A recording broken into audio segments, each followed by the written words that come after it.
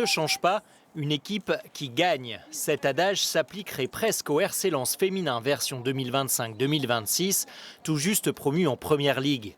13 joueuses ayant participé à la montée du club dans l'élite du football français ont prolongé cet été pour seulement 5 recrues, essentiellement dans le secteur défensif. Allez, décentrez le regard, allez chercher des infos. La coach artésienne Sarah Mbarek assume pleinement ce renouvellement modéré de l'effectif. C'est un groupe encore jeune dans l'ensemble quand même, mais après c'est un groupe qui connaît le projet de jeu. Depuis 2 ans, on travaille, voire 3 ans, on a un projet de jeu assez précis, on travaille dessus. Donc ouais, avoir de la stabilité, de la continuité, des joueuses qui connaissent les valeurs du club, qui incarnent les valeurs du club, et puis ensuite amener un peu de sang frais et des joueuses de haut niveau pour tirer tout le monde vers le haut.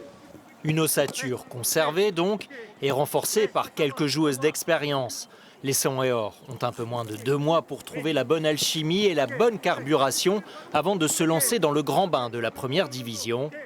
Mais pas question de changer l'identité de jeu basée depuis plusieurs saisons sur un grand principe. La solidarité à chaque match, d'avoir une équipe. Je sais qu'ici aussi, c'est le projet de Sarah qu'il n'y ait pas d'individualité, c'est vraiment le collectif qui prime.